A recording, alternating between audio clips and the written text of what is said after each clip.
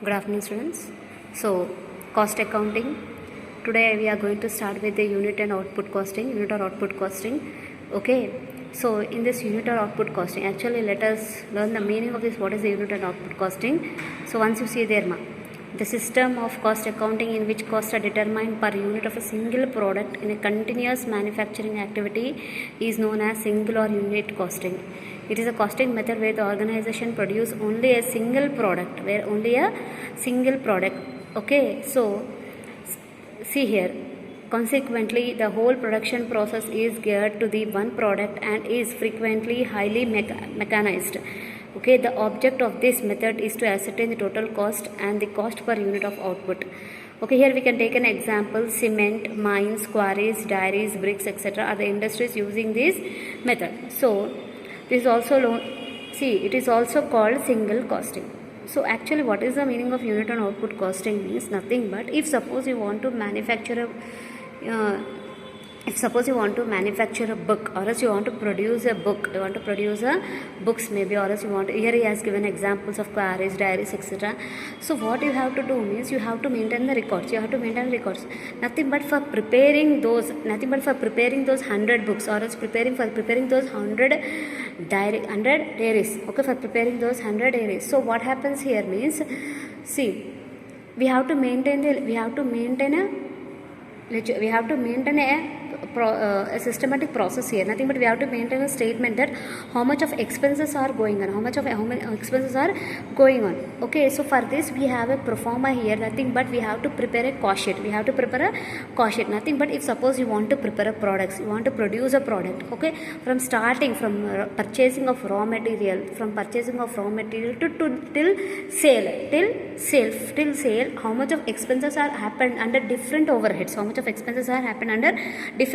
Why? Because in industry we won't be having only one overhead. There will be having a factory overhead, we'll be having a office overhead, nothing but we'll having a selling, nothing but we'll be having a factory expenses, office expenses, okay, and selling and distribution expenses. All these expenses will be there. These expenses are maintained under separate headings. Again, with this we have even openings, closings. Okay, even with this what we have opening, closing, those all things are there. So this is nothing but finally here we have to find that how much of cost per unit, or else how much of cost has been done for producing those products and for how much we have sold those products. Okay, these things it comes under unit and output costing, and here we are going to prepare a cost sheet statement. What we are going to prepare here? A cost sheet statement. So how the cost sheet statement will be means, see here. Okay, so cost sheet for the period ended he has given. First what he has given, you see direct material consumed he has given. There opening stock of raw material. Okay, if any previous raw material is there, that previous raw material we have to take. Add purchase of raw material. Nothing but if suppose we have purchased a new raw material we have to add. Add carriage on purchases. Nothing but purchasing a raw material, there will be a transportation charges. Those we have to take. Next, from that what we have to deduct? Closing stock of raw material we have to deduct. Direct wages, direct expenses. Okay, these all the things you have to take it here till here, and what we have to do there, all this we have to add, and you will be getting a prime cost. What you will be getting? A prime, nothing but after calculating all these things, finally you will be getting a prime cost. Okay, for this prime cost what we have to do means we have to add factory overheads. What we have to do we have to add factory overheads. After that, if any sale of scrap is there means scrap we have to deduct. Okay, next, if any opening work in progress beginning is there, means we have to add. Closing work in progress is there means we have to deduct. Okay, for prime cost we have to add all these things. Okay, then you will be getting a work cost or factory cost.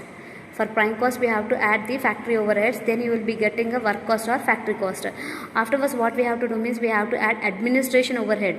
Administration overhead is nothing but all the office overheads we have to add here. Nothing but the expenses which are happened under office. Okay, those all overheads we have to take, and we have to add it to the work cost. After adding to the work cost, you will be getting a cost of production of goods sold. For this what we have to do means we have to add opening stock of finished goods and minus closing stock of finished goods we have to do.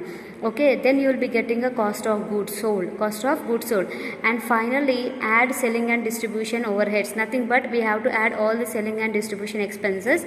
Okay, all the selling and expenses we have to add. So after adding selling expenses to this cost of goods sold, finally we will be getting a cost of sales or total cost. Okay, if suppose in the question net profit is given, okay, net profit should be added to this total cost and you will be getting answer sales. If suppose in the question he has given sales, okay, from sales you have to deduct this total cost and finally you will be getting a net profit. So this is a pro forma regarding the cost sheet, Okay, I hope everyone has the textbooks, okay, and better to purchase the textbooks only. So this is a topic and explanation, just a simple explanation I have given, and I have explained the pro forma. So from tomorrow onwards we are going to start the problem. Okay, while doing the problems, better you will understand the pro forma. One thing you listen, all the factory expenses should be taken on factory overhead, all the office overhead should be taken under office overhead, nothing but administration overhead. All the selling and distribution overheads, expenses would be taken under selling and distribution. Okay, if you are perfect in this, you can do the problem. Okay, right.